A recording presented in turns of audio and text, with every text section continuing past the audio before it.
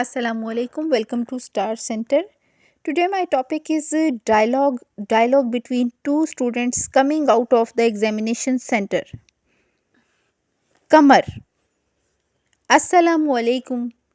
Asad. Walaikum assalam. Kamar. How are you? Asad. I am not fine today. Kamar. Why? Asad. I couldn't solve my paper properly. Kamar. But question paper was very easy. दरअसल dialogue जो होता है ये दो लोगों के दरमियान ऐसी फ़ायदेमंद गुफ्तगू होती है जिसमें वो किसी भी टॉपिक के ऊपर डिस्कस करते हैं, उससे हमें काफ़ी ज़्यादा मालूमात मिलती हैं। जैसा कि ये वाला डायलॉग है तो इसमें दो स्टूडेंट्स आपस में पेपर देने के बाद जब मिलते हैं और वो एक दूसरे के साथ डिस्कस करते हैं कि इंग्लिश के पेपर में उन्हें किस सवाल में कितने मार्क्स मिल सकते हैं। डायलॉग लिखने का एक ख़ास तरीका होता है और डायलॉग इसी तरह से लिखा जाता है। इनमें से एक स्टूडेंट मुतमईन नहीं होता, जबकि दूसरा स्टूडेंट उसको बहुत ज़्यादा सवालात करता है पेपर के हवाले से और फिर उसको मुतमईन कर देता है। तो अब हम इसकी रीडिंग करेंगे अच्छे तरीके से। Asad, no really the examination is a great curse. Kamar, don't tell me. You should prepare for the examination in time. Look, I am very happy and my paper is correct more than 80%. But I am sorry, I couldn't solve a question due to the shortage of the time. But my performance in examination is very fine. Please tell me about your paper. Asad कहता है कि paper जो है वो बहुत ज़्यादा मुश्किल था, बहुत बड़ी मुसीबत होती है। जबकि कमर कहता है कि नहीं, अगर पहले से अच्छे तरीके से तैयारी कर ली जाए तो पेपर बहुत अच्छा हल होता है। मेरा 80% पेपर अच्छा हुआ है और मुझे उम्मीद है कि मेरे अच्छे मार्क्स आएंगे, लेकिन वक्त की कमी की वजह से मैं बहुत अच्छी परफॉर्मेंस नहीं दे सका, जिसका मुझे अफसोस है। तुम अपने पेपर के बारे में बताओ। Asad, the correction was very easy, which have 10 marks, I wrote it perfect. There would be no mistake. It means that you can get 9 marks in it. How did you write the letter? कमर कहता है कि इसका मतलब है कि तुम 9 number हासिल कर लोगे इस सवाल में। अब बताओ कि ख़त कैसा लिखा। Asad, the letter was very easy, but I have mistakes of spellings in it. Asad कहता है कि लेटर बहुत इजी था, लेकिन मैंने उसमें स्पेलिंग की बहुत ज़्यादा गलतियाँ की हैं।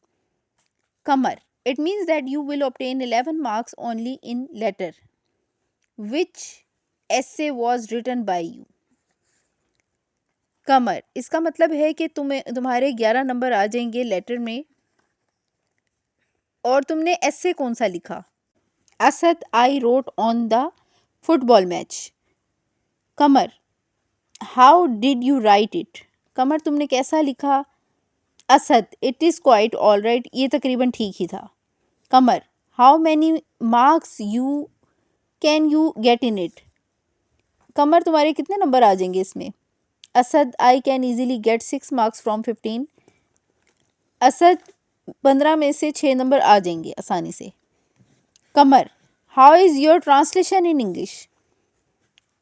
Asad, it is 50% correct and this translation will exactly give 5 marks from 10.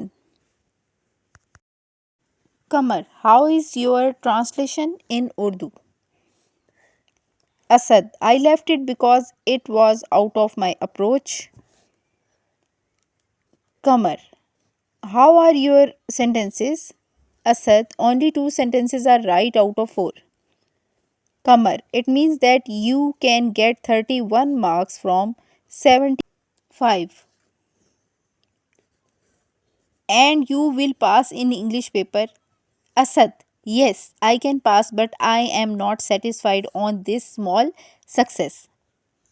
इस सारे पैराग्राफ में मुख्तलिफ पेपर के हिस्सों के बारे में पूछता है कि उर्दू ट्रांसलेशन, इंग्लिश ट्रांसलेशन, एस्से, और आपने ये सब तमाम सवालात कैसे किए, इसमें आपकी तवक्को के मुताबिक कितने आपके मार्क्स आ जाएंगे।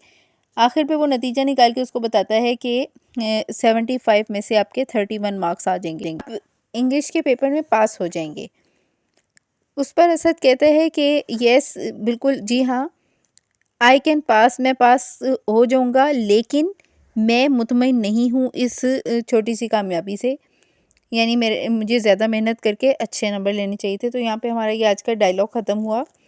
तो डायलॉग का क्वेश्चन बहुत इंपॉर्टेंट होता है और ये पेपर में लाज़मी आ जाता है स्टूडेंट्स को। तो इसकी प्रैक्टिस होनी बहुत ज़रूरी है, इसलिए आप इस पर तवज्जो दिया करें, उसे अच्छे तरीके से तैयार करें। इस डायलॉग के अलावा एप्लीकेशंस और एसेज़ और इसके अलावा इंग्लिश बी की बहुत सारी चीज़ें आपको मेरी स्टार सेंटर की इंग्लिश बी की जो प्लेलिस्ट है वहाँ से मिल जाएँगी।